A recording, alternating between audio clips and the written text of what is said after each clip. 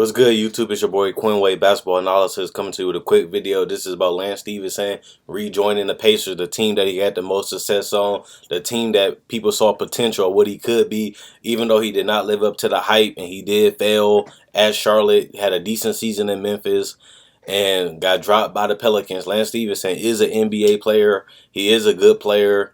He just Indiana and Larry Bird and the coaching style, they know his strengths, they know his weaknesses, and that's what a coach supposed to do.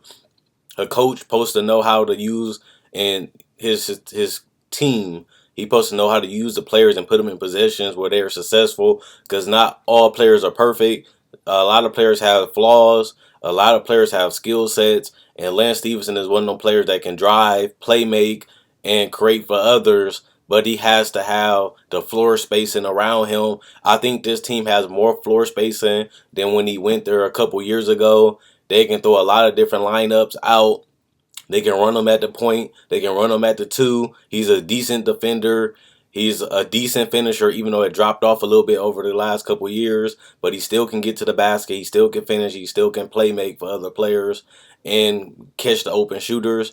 This helps Paul George. This helps C.J. Miles because he's another ball handler, another creator, and he's a decent driver. So the problem with this is he's not the same Lance, even though they can get him to use his strengths, but his confidence is a little down for getting dropped.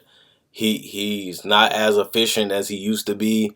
And another thing, they don't have Frank Vogel that really know how to utilize him because he was around Lance so much.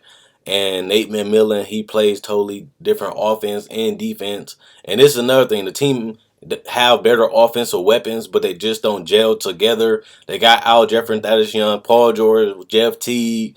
They have C.J. Miles. They have Monte Ellis. They have Miles Turner. They have better offensive players. They have a better talent pool than when he was down there the first time. But they're not in sync. They're not in unison right now. And we thought that they would get it going by the end of the season. We thought that they'd gel quick. We thought that they'd be a number 2, 3 seed because they got more talent around Paul George. But the opposite happened. They got more talent and they actually took a back seat and basically became a mediocre team. Lance Stephenson, I like him. I think he still can play. But Lance Stephenson isn't enough to turn this team around to a contender. He's not enough to turn this team around by the end of the season. This team is what it is. And it's going to be hard for fans to accept that. But Lance Stephenson is not a superstar player. Lance Stephenson is not a franchise-changing player. He's going to come in, do what he can do.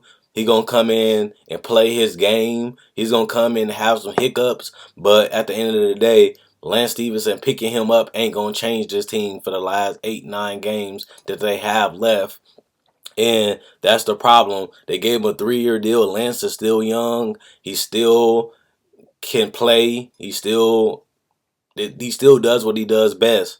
But his confidence is down for keep getting dropped by teams and teams. But like I said, Paul George and Lance know each other. They basically brothers.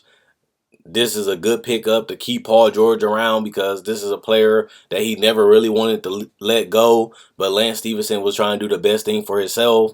Even though it failed, he got paid more money, but it failed in the end. Lance Stephenson had to try to see if he can be better than what he was and live up to hype since he was getting better and better every season. Under Frank Vogel, he failed to live up to the hype as another great player, but he knows his role now, and that's what Nate McMillan going to do. He's going to try to put him in a role that he can succeed because that's what a coach supposed to do. And we're going to have to see if it's going to work. He's a great finisher, playmaker, ball handler, and he gives the shooters decent shots, and he also can finish at the rim, whether it's dunking or finishing off a layup, because he can get to the paint, and he's a decent finisher, and he's a great transition player. He's a decent defender, and especially for perimeter, he give him a little bit more size because, Monte Ellis, undersized. C.J. Miles, not really known for defense. And sometimes he can give you a little bit of point, just like Monte Ellis, but he's more looking to get to the paint than score. Monte Ellis is more scorer than a playmaker. He scores more than he playmakes, but he still can do it. So that adds a little bit more dimension to what Lance Stephenson can do for this team. But with that being said, don't expect nothing amazing. Don't expect him to go on this crazy win streak because the season almost over. Don't expect Lance to save this team, come in and just be a game changer. He just gonna come in, play his game for the last couple seasons. This team, most likely, if they make the playoffs, they're gonna be a first round exit because they got to be the 7th or the 8th seed or even the 6th. It's gonna be tough for them to make out the first round. I do like the roster. It just don't mesh as good as we thought it was, but they definitely do have NBA talent.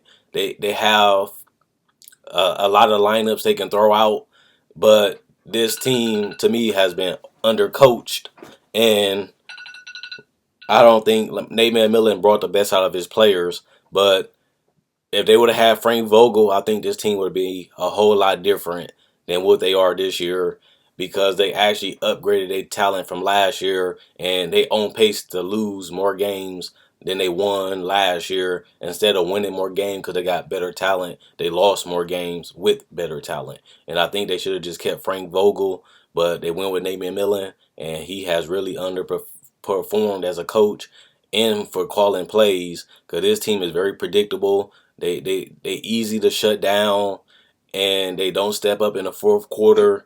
And this team is really not that good. It's a mediocre team with a lot of talent. So let me know what you guys think. Comment, like, subscribe, and share. Make sure you like on my Facebook page to show support.